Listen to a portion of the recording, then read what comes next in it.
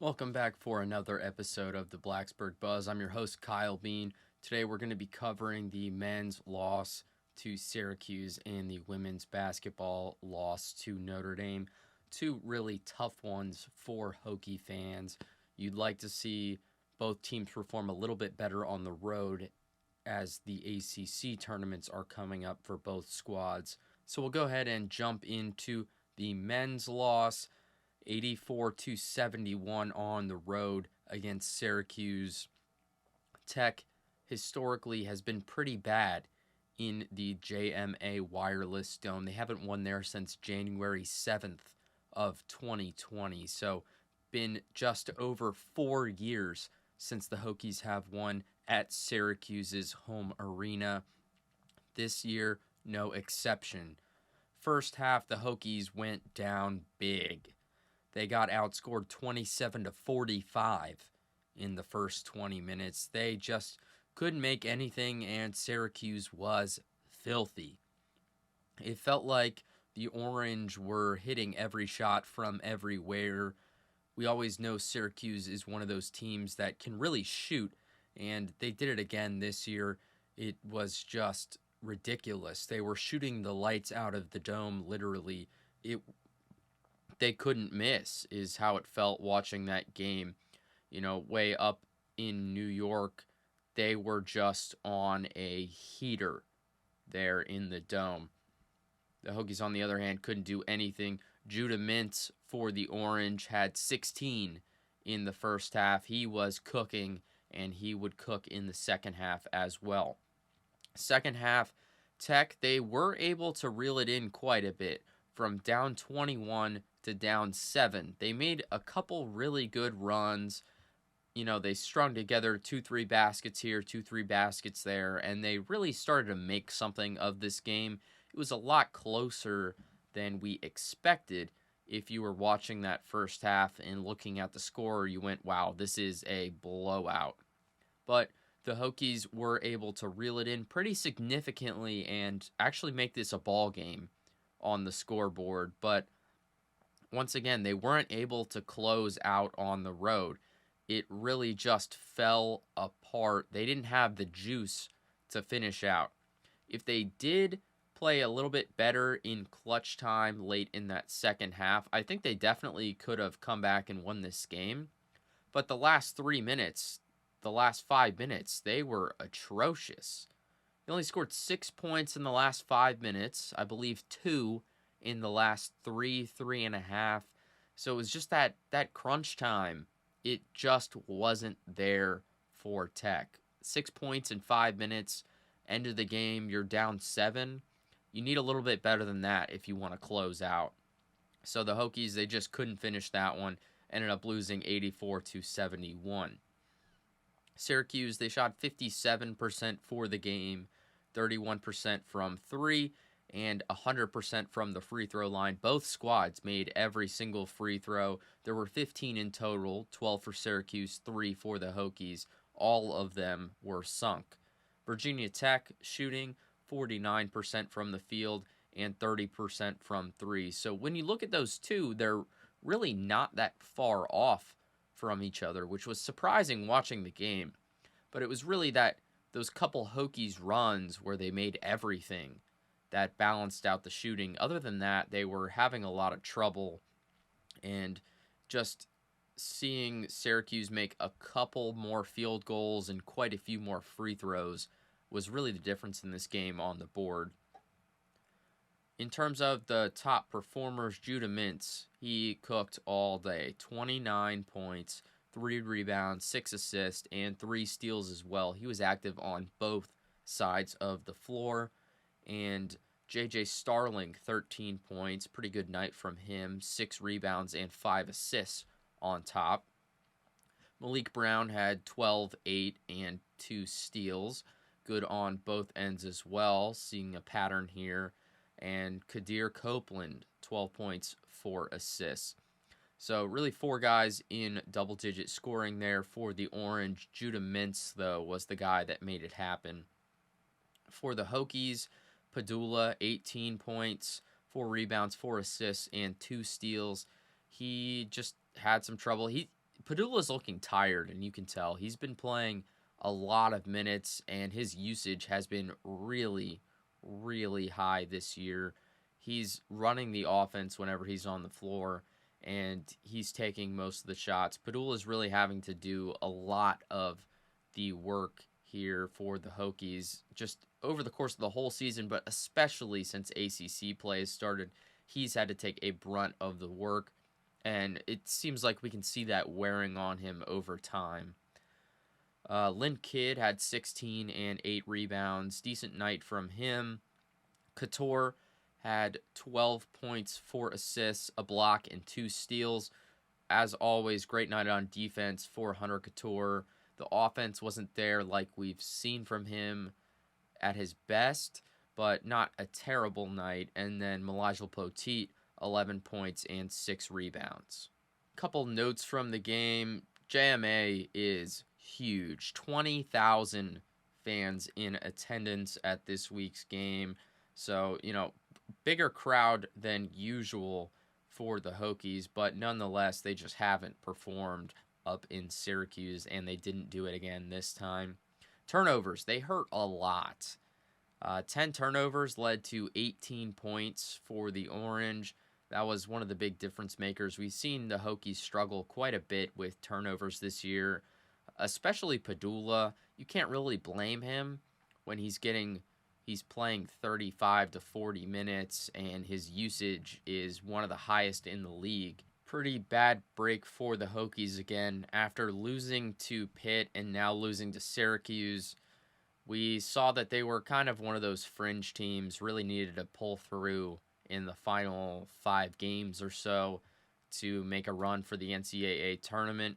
But losing 2 of those games already, you've got to think that they are out for sure. If they don't win the ACC tournament, I don't see a world where they make the NCAA tournament. It's really going to take another miraculous run in the ACC tournament up in DC. They are going to have to win this one.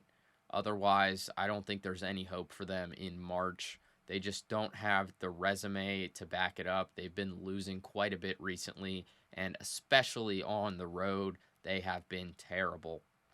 1-9 when they're in hostile environments. They're okay at neutral sites, so maybe they have a shot up in DC, but when they're on the road, 1-9, they have not been the same team like we've seen at home. They've really been good at home, but the second this team leaves Castle, it's trouble sometimes. So it's going to be interesting to see how they do up in DC in the next 2 weeks. And then the women against Notre Dame, this one, a wake-up call. The ladies were on a real hot streak. They won quite a few games in a row. I believe it was 9. And losing this one to Notre Dame, it definitely hurts. Hannah Hidalgo absolutely cooked the Hokies. She was killing it all night. She's been really good offensive and defensively for the Fighting Irish, and she did it again. Her steal numbers are ridiculous. She's averaging like 5 steals this year. She's easily one of the best freshmen in the country, and she's also up there in the ACC Player of the Year voting as well. So we'll see how that turns out. Her and Kitley are in the race. I think Kitley's got it over her, but this game really didn't help make that case. So the first quarter, pretty good start for the Hokies. It was pretty even for the most part. Got outscored by 1. So Notre Dame was up 1 end of the first, but not bad. Little slow start from Kitley and Amor. They weren't scoring quite as much. They had 2 each at the end of the first. So not where you'd like to be, but we did see the rest of the team pick up the slack for the 2 stars and keep them in the game. But second quarter, wow, they were flat.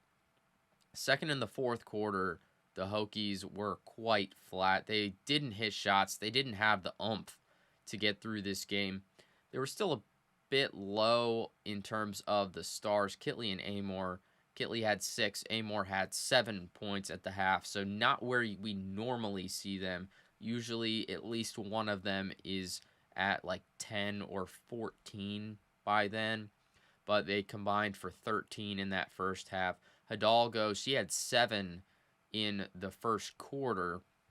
So she's been the one doing it all for Notre Dame. She is really the star player that's held this team up in the rankings. I don't know where Notre Dame would be without Hannah Hidalgo, but I don't think that they would be ranked. Now, obviously, we don't know that for sure, but I don't think, obviously, they'd be a good team, but I don't think Notre Dame would be ranked without her playing. So, just the first 7.5 minutes of that second quarter, 2 points in the first 7.5 minutes of quarter two. That is not where you want to see the Hokies, especially at this point in the year. Third quarter, things did start to come alive. They pulled it back a little bit, outscored Notre Dame by 2 in the third quarter. They were shooting the deep ball well for most of the game, but in the third, they really started to hit from the field. They shot 47% from the field in the third quarter and just reeled it back in a little bit. They did get as close as 4 points to the Fighting Irish, but they weren't able to hold it there forever. They ended the quarter down 6 as Notre Dame scored a couple points late and then Amore hit a 3 right at the end. So down 6 going into the fourth quarter. You're not feeling too terrible, especially with the game that close after that really, really bad second quarter. You're not feeling awful, but you're not feeling too confident at this point either. So fourth quarter, wow, another cold stretch for him. Scored 3 points in the first 6 minutes. They were right there.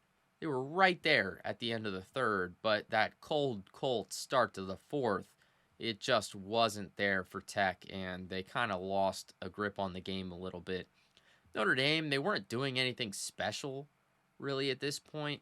They weren't hitting many of their shots, but they hit a couple, and they grew the lead a little bit.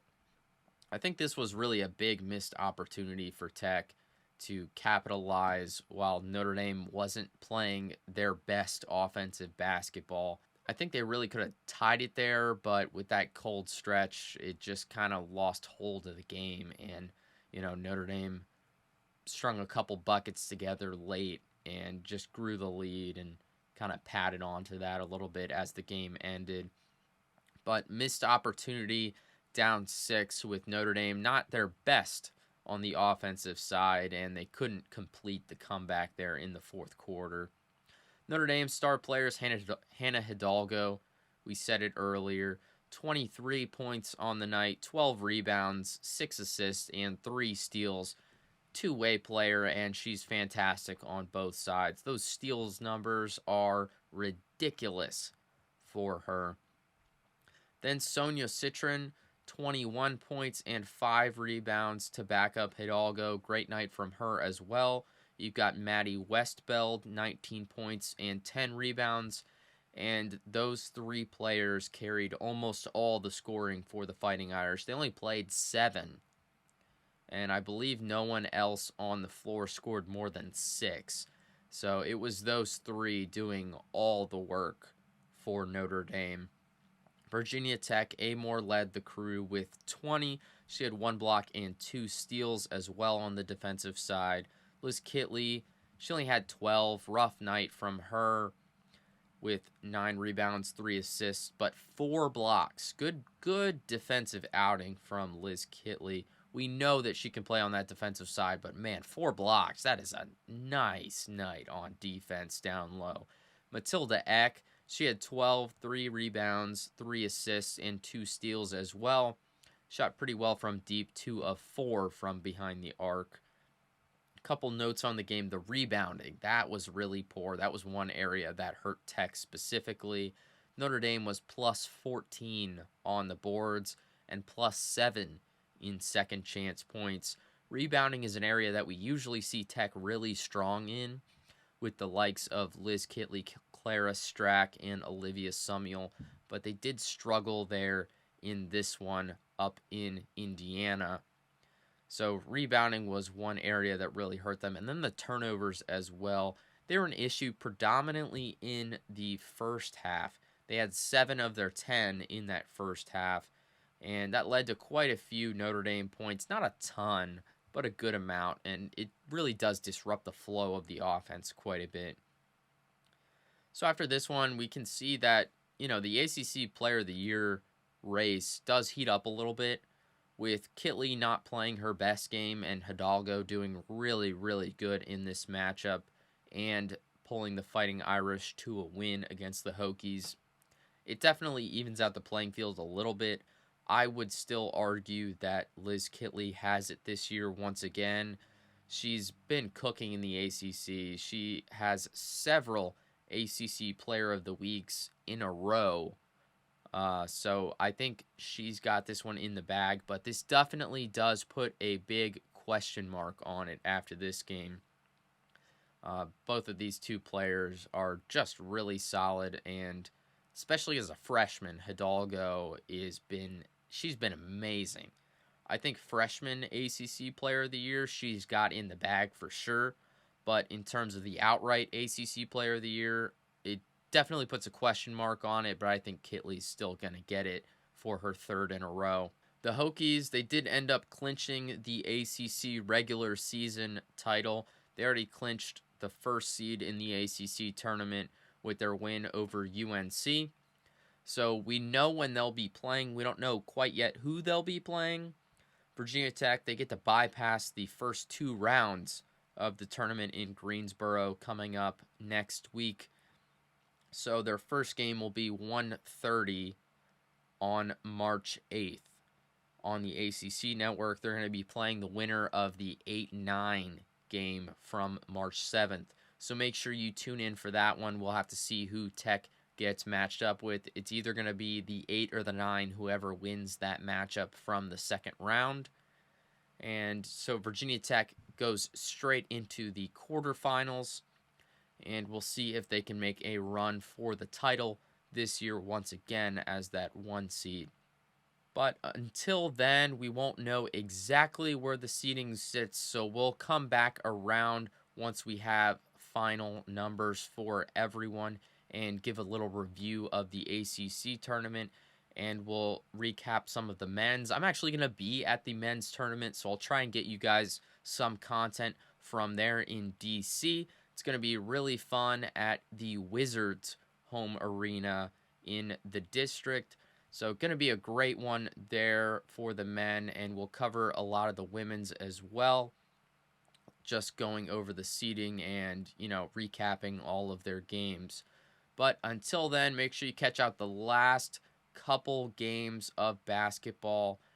The men have, I think, 3 more games, and I believe the women have 1 left on the slate. So make sure you catch all of those and have yourselves a fantastic weekend with Virginia Tech spring break coming up. It's going to be a little bit dead in Blacksburg if you're in town, so don't be expecting it to be packed out here.